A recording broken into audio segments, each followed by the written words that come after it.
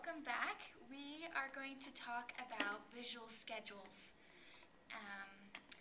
The visual schedules come in many different forms, but this one I believe is really useful in particular because it's portable. You can take it with you. The student can stick it in their backpack. Now, visual schedules may be helpful for students who have difficulties following a schedule or a routine. It can provide reminders of what they need to do. For example, I will demonstrate. Say the first step for the student would be to go to the classroom. Then perhaps during class instruction they would have to work alone. So that would go next. And then perhaps they'll work with the teacher. So after they finish their work independently, then the teacher will come and assist them, correct their work. And maybe then they have gym.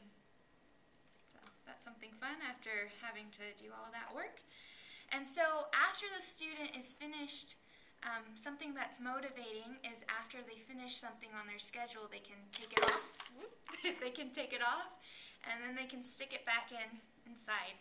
And these pictures can be made through BoardMaker. It's free. You can use it, or you can access it on BYU's campus, or also in the Utah Assistive Technology Center. And these visual schedules can be made, easily made. This one is made out of a snack container, and all you need to do is to get Velcro and stick it on the back of the pictures and on the front of the canister. So an example of how this is used, I've seen classrooms where there's a class schedule, and before each routine the teacher will tell the students, okay, go check your schedule, and then the students will walk over, check what's next on the schedule, rip it off, and then they would go to the next station wherever they have to go, and they would put their schedule there. That way they know and they're focused, okay, this is what I'm doing next. And so it's very, very helpful for students who have difficulties following a routine. So, thank you. This is a speech generating device. It's a single switch, and so it's a more simple device in that it only records one recording, and you would only have to push the switch once, and then the recording plays. Now, this device may be helpful for students who are nonverbal and for students who have limited motor abilities. All the student would have to do is hit the control or the button with their hand or their elbow or whatever part of the body that they can use most. So the way you would record or make a recording on the device would be to hold down the record button, and then as you're holding that down, you would hold down the red button and then make your recording. So if, for example, a child exhibits poor behaviors and trying to get, when they need help, like for example they would hit the teacher or some other behavior that is not very positive, the teacher can help the child learn to ask for help by using this device. So we would hold down the record button while holding down this button, and I am going to say, I need some help, please. So when the child needs help, all they would have to do is hit the button, I need some help, please, and then the teacher can come and give the student help. So it's only one thing can be said, only one recording, but it's still very useful for the child to communicate at least one message. This is a communication book that uses picture communication symbols. Now, these symbols can be used during interactions, so during communication exchange, or they can also be used to write sentences. So that's what we would call writing with symbols.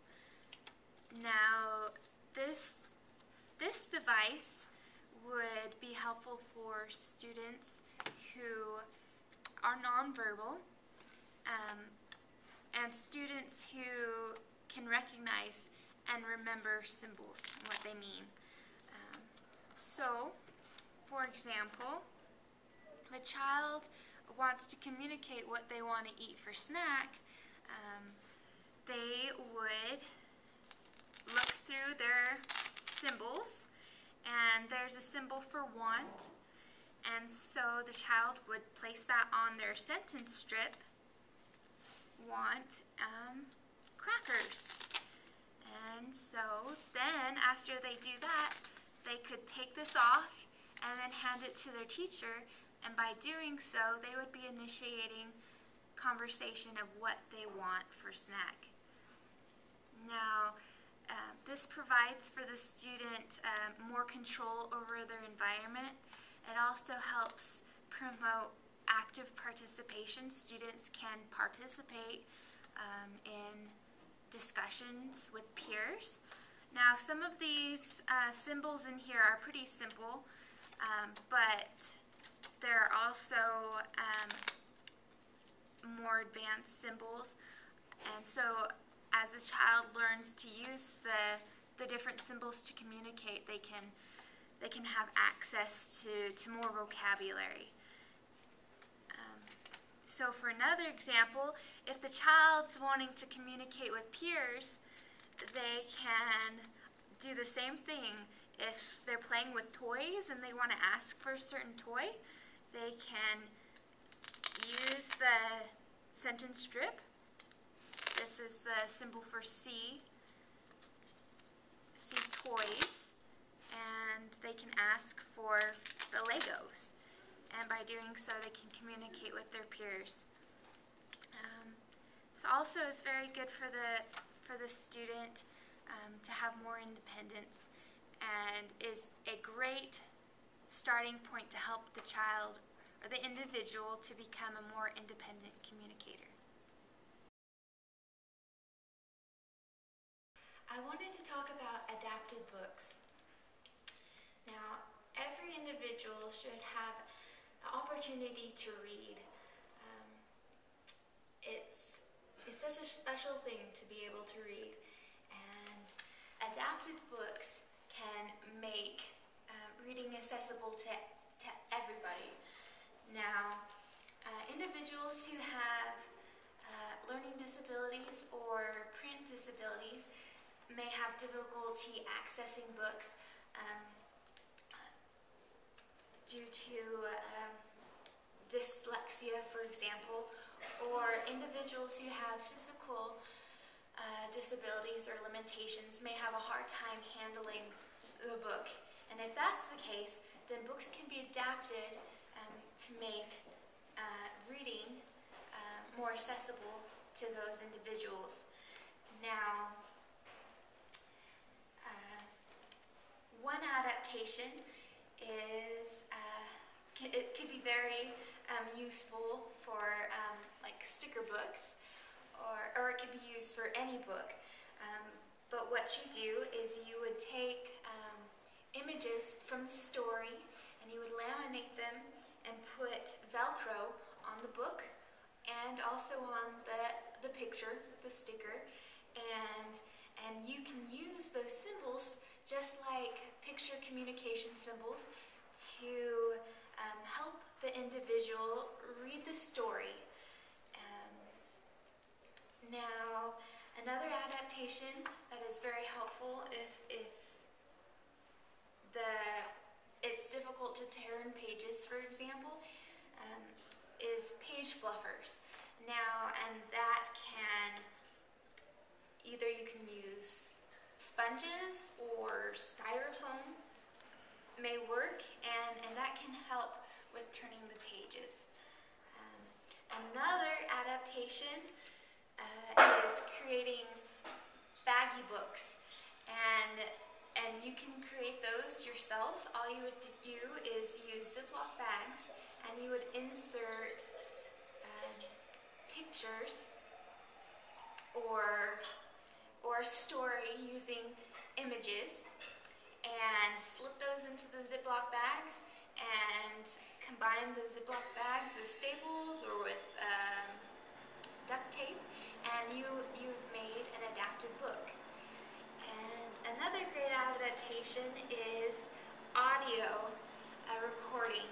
Now this book, Tell Me a Scary Story, but not too scary, comes with a recording, an audio recording of the author reading the story.